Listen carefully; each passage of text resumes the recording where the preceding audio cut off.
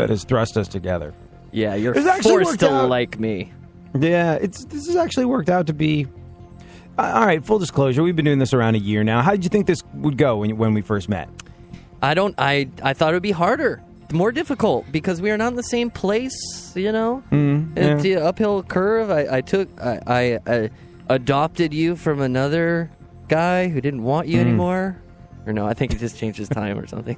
Yeah. Yeah, I had all By the of way, the Jeff hurdles. DeRay said he'd love to start filling in again. Now he has mornings free. Oh, cool. Yeah. Now he no longer has to work. Now he's been unburdened of his Dennis Miller gig since that got canceled. Right. He's somehow found time in his schedule to work here again. Well, damn it, this better not be his job interview. And based on your answers, you're fired. But this went easier than you thought, right? Oh yeah, totally. I mean, look at us now. We're like magic men. You're we're like 300 miles away.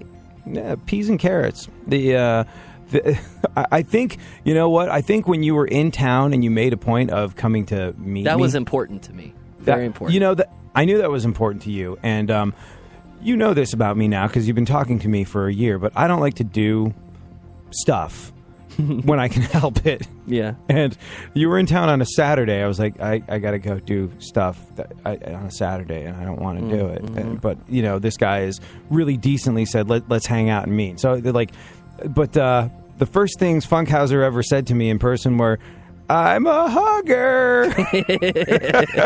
Like, walked up to him, I was about to shake his hand. He's like, no, I'm a hugger, and hugged me. Yeah. And since then, I can't really do that as much anymore. I got in trouble. Oh, you did? Sorta. I tried to hug a dominatrix, and she beat me up. So I can't really. Well, you can't. That doesn't. Offer doesn't.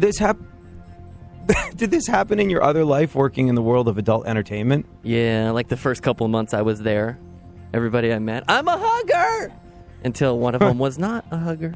And, right. Now I can't. I've been stripped of my hugging patch. That's too bad because that broke the ice, and like the moment you did that, I thought, "Oh, this guy's hilarious." Oh, I still do it totally. I just get in trouble for it now. Right? Yeah, I was just like, I was just like in a lousy mood because I had to leave the house. Like I had to put on pants and leave the house on a Saturday. There's things that I like in my Saturdays. Pants and house leaving are not those things. But I was like, "Oh, this is cool. This is gonna," and then we had a blasty blast talking. And you know what was interesting about that? I'm thinking now it's sort of like kind of close to being our 1 year anniversary of doing this, but at the time I met your girlfriend. Oh, and crap. She was like, my girlfriend's our 1 year anniversary is like Friday. Thanks for reminding me. You're welcome. You are welcome. But I met your girlfriend and she was like, I'm a hugger too. And I was like, okay, cool. I like these people. But you guys had such a cool vibe about you. I just assumed you guys had been together forever and ever and ever. And it turned out you just met, like been dating for like 2-3 weeks or something. Yeah. And I was just like, I think this relationship will work. Because when I met you guys, not only did I make up my mind immediately that I liked you and I liked her, but I was like, they're a good couple. They really... They seem to have a thing going. You can tell that they've built a relationship on a strong foundation of time, trust, and whatever the hell else it is you build strong foundations of relationships on. But I was shocked to find out you'd only been together. You're like, no, this is new, dude. I was like, really? Well, hold on to that one. I think you got something good going. Yeah, I mean, we from day one, we kind of like are the same type of people, and I struggle with this theory. Because it's just a theory, and I don't have anything to back it up with. And my girlfriend always makes fun of me for this theory because I don't have any evidence. But I think there's only like 7 types of people in this world. Oh? 7. Don't ask me to name the 7 because I don't know. I was going to say. But I was like, that's pretty specific. You must be able to name all of them. Oh, you can't. Well, I bet you if you take a group of 1,000 people and you want to make 7 groups of people that are like the same people. Yeah. You know, like personality. I'm going to talk about looks or whatever. I'm talking about personality. I bet you can find about. I bet you if you ask them to go into like-minded groups, I bet you they'd come up with 7 groups. I don't know why. Just So when I met the girl, she was the group that I would be into. So we would just get along. Yeah. And I think you are too. We're introverts, except when we have a microphone. Yeah, except when we're paid to not be. Yeah. When we're paid to go against the natural fiber of our being, we can pull it off. Oh, well, that whole idea that there's only 7 types of people, I 100% believe that. It's like when you go to therapy. You ever been to therapy? No. Funkhauser's too well adjusted. No medication, this is my no therapy every morning. Right. But if you do go to therapy, 9 times out of 10, you're going, oh, God, no one in the world understands me.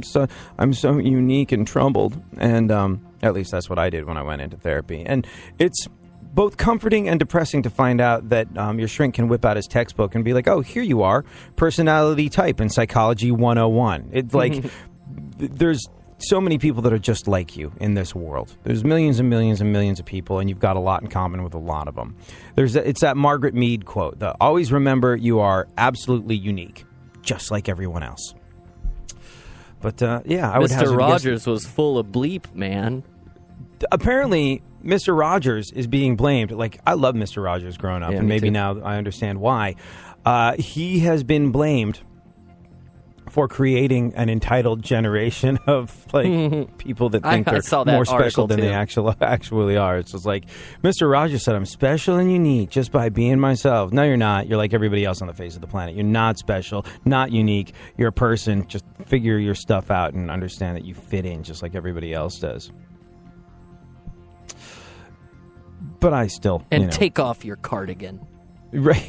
Yeah. Put on another one, different color. Yeah, take off some loafers and put on some only slightly more comfortable sneakers. Hey, we're not doing a good job of getting through the news today. We'll interview Funkhauser in a little bit.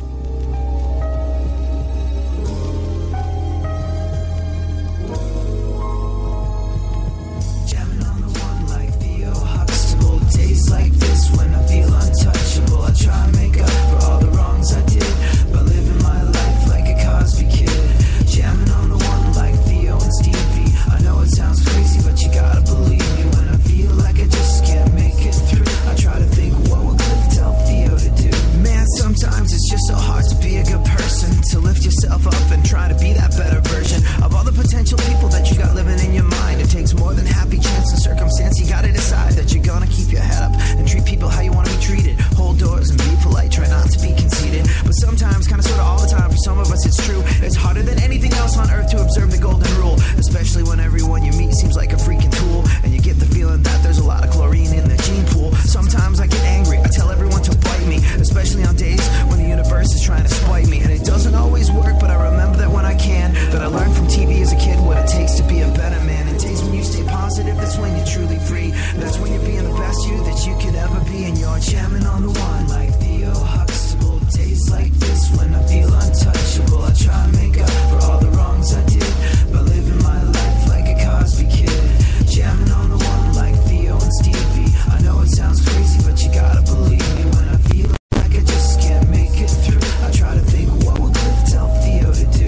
Man, we should all be so lucky as to have parents that care enough to put us in check like Clifford Huxtable and Claire. And if I ever have kids, I'm going straight to the Cosby reruns to get all the lessons I need to get that parenting right thing done. Like Bill, never forgetting the importance of a great education, that learning is knowledge and knowledge is creation. Not just so you can get a baller job and quick get to earning, but to help any kids I have know that there is joy in learning. And if there is a problem, there's a way to overcome. Like Theo's dyslexia, but he still got college done. And when a girl gives you a stupid nickname like Rudy did to Bud, it's probably just because she wants to give Kenny a hug. And if you're lucky enough to crawl in bed with a woman like Claire every night, you should love that woman all you can for the rest of your life. And when my family needs cheering up, I know just what I'll do. I'll hilariously lip sync to classic jazz and blues. I'll be jamming on the one like Theo Huxtable. Days like this when I feel untouchable, I try and make up for all that. Delivering fascinating subjects, interesting talk, and boobs and fart jokes. AD on iHeartRadio. Yeah. Let's go. Talking that mess, better act like you know. Oh, let's go tonight. Walk away, punk, yeah, bitch. That's right, I know this. You're nothing but a punk, bitch. You're nothing but a punk, bitch. So walk away, yeah, yeah. So my brother-in-law just moved to L.A. with my sister, and got a job working for DC Comic Books. He's one of the associate editors on the world of Superman, like Superman, Wonder Woman. He works on this comic book called The Red Hood, which is one of my favorite titles. It's about Jason Todd, who was the second Robin, who the Joker killed, but then he came back to life, but he came back to life as a very bad apple. It is very, very cool stuff. But he got this job working for DC on the Superman titles, but DC is owned by Warner Brothers, and like all big companies like this one, you're not allowed to make an announcement on Facebook, social media, to the press, to a television reporter, without getting it cleared in triplicate with the PR department. Everything has to be handled just so. So he was like, all right, well, could you just keep it on the DL for the time being until we know it's okay. I can't put it on Facebook. I can't, don't congratulate me online to, none of the above. Just shh, thanks. Okay. And I was like, cool. But I've been waiting and waiting and waiting ever since I heard the news that this was going to be happening for the past, 3 months now. So a quarter of a year, this has been building up. The congratulatory comment that I wanted to leave him. I got to leave him today when he made the announcement on Facebook. He posted this really cool picture of him pulling open his business shirt, and there's a Superman logo underneath it, which I thought was a great way of doing it. But I finally got to make my comment, which was, congratulations, up, and away, which I thought was super smart, super Superman-ish, and very clever, and I felt good about it, and I've been sitting on it for the last 3 months. And then I'm looking on Facebook, and 4 comments up, another one of his friends made that comment before me. I was like, no, I've been sitting on it for the last 4 months. Come on. What the hell, man? What the hell? Can you delete your friend's comment? Can you delete your friend? I'm family. How'd that wedding gift work out for you? Oh, pretty good. Okay. Delete your friend. I want credit for that one. Alrighty then. Let's do a couple more pieces of news, and let's get into the Funkhauser job interview. Well, okay then. Kylie Jenner hinted that she got nipple piercings. Well, for us to know for sure, she'd have to pose topless. And we know that's never going to happen. How old is she? I don't know. Is she hot? I can't. I don't even pay attention. I just know there's this sort of Kardashian genetic soup. And I try not to look at pictures of the younger Kardashian Jenner kids because I'm gonna Google her. Well, one of them is legal and the other one isn't, so I don't want to look at but they both look exactly the same, so I don't want to look at the one that's not legal yet and be like, oh hey, yeah, now. Kylie Jenner's 17. Yeah. Oh, okay. Okay. Erase my history and Google. So, yeah. Exactly. So I try not to look at pictures of them because they're exactly the same person pretty much, and you never want to you never want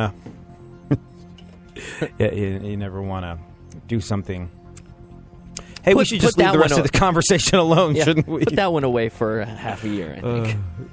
I went to see Jim Jeffries a month or so ago, and he talked about sort of like the weirdnesses of what's legal and what's not in different countries. And he said that he pointed out that in England and in Europe and a lot of other countries, the age of consent is 16, but the drinking age is 18. And here in America, the age of consent is 18, but the drinking age is 21. And he was like, that's the most ridiculous thing in the world, because if you can do porn at the age of 18, you should be able to drink at the age of 18. No one needs a cocktail more than an 18-year-old that just got a train ran on her by 16 dudes. Darn tootin' there.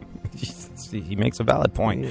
All right, what else? Fans of Kylie Jenner are sucking air out of glass bottles to enlarge their lips, then posting pictures on social media with the hashtag Kylie Jenner Challenge. I've seen this. I want to do this. So, go ahead and add this to the list of reasons why China beats us at everything. Although we're not, we are. I think we're in the most debt now to Japan. It used to be China. Now the Japanese own our asses, which I feel a little bit more okay about. I feel we've got a little bit more in common with the Japanese than we do. I feel like even though they have every reason to despise us, the Japanese don't. I've been to Japan. They're in love with Americana and American culture. A Hanes beefy T-shirt and a pair of Levi's will run you about $300 in Japan because they love Americana and they love Americans. We destroyed 2 of their cities, and they got over it alarmingly quickly. I don't really understand it, but man, if we're going to be in hot water with a country, Japan or China, I think we're better off being in hot water with Japan. I don't think they respect us. I think they think we're fat, lazy, indolent Americans that are going nowhere and nowhere quickly. But I we think buy they their have, stuff, don't we? Yeah. There it is. Yeah. Well, you know what? And also, like, China to me is they're a nation of producers. There's a reason why they make so much money is because they produce. But the one area that if